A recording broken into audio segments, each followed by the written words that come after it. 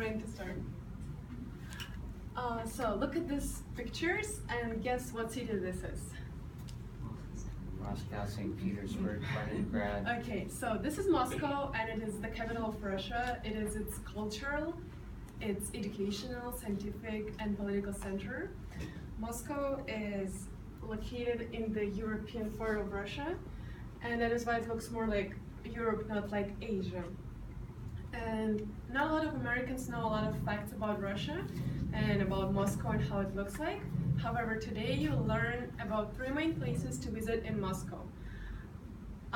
Moscow is the city where I was born and I was raised. I lived there for 16 years. Kremlin, St. Basil's Cathedral, and the Moscow Metro are the most popular places among tourists. First, I'll talk about Kremlin. Second, I'll talk about the St. Basil's Cathedral, and third, I'll talk about the Moscow Metro. To begin, let's look at this picture. This is the Moscow Kremlin, and this is the Kremlin walls, and this is the palace where the president works at. And Kremlin is the oldest part of Moscow. As you can see, it is located right in the center of Moscow. It is its heart, and it's also the heart of Russia. And according to an article on the History of the Russian Culture website, last updated in 2004, Moscow was founded in 1147 by Prince Yuli Dolgoruki. And on this picture you can see how it looked like in the 12th century. The walls were mostly made of wood, and the dominant colors were brown and white. And however, now the dominant color is red. And this is Kremlin, and this is St. Basil's Cathedral. I'll talk about it later. And this is the Red Square. So the Kremlin is located right to the Red Square. And as you can see on this map, inside the Kremlin walls, there are different cultural buildings and architectures, such as churches, cathedrals, palaces, and museums. And there are 8 very popular of them, and they are the Arsenal, the State Kremlin Palace, Tsar Cannon, Tsar Bell, Ivan the Great Bell Tower, the Assumption Cathedral and how it looks inside, the Tirim, and the Great Kremlin Palace where the president works and lives at.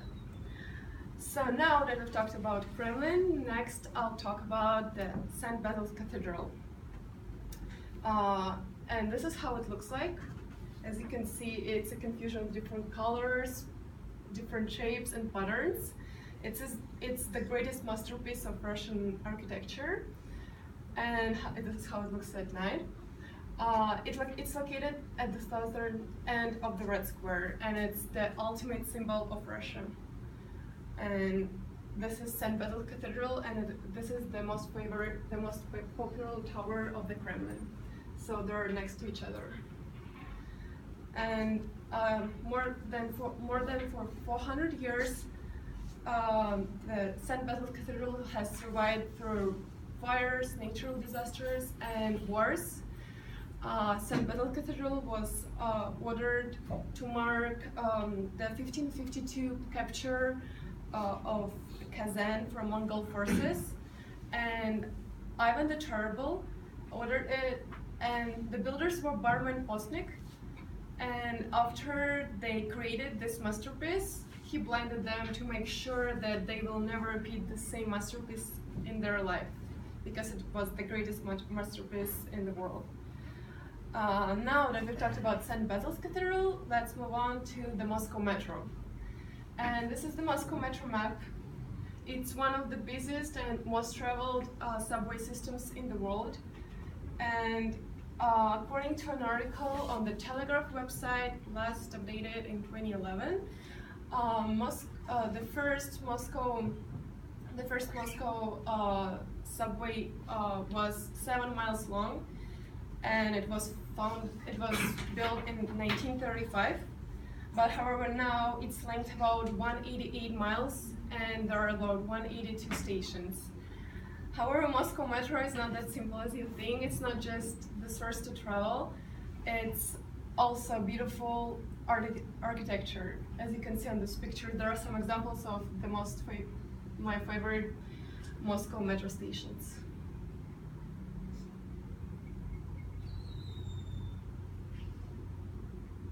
So this is just a part of our daily routine to go to this metro and to go to school or to work. So ultimately, if you're interested in different cultures and in histories of different countries, one day you should go to Russia. Kremlin, St. Basil's Cathedral, and the Moscow Metro are the most popular places to visit in Moscow. Moscow is a very beautiful city, and I'm very proud that I was born in it.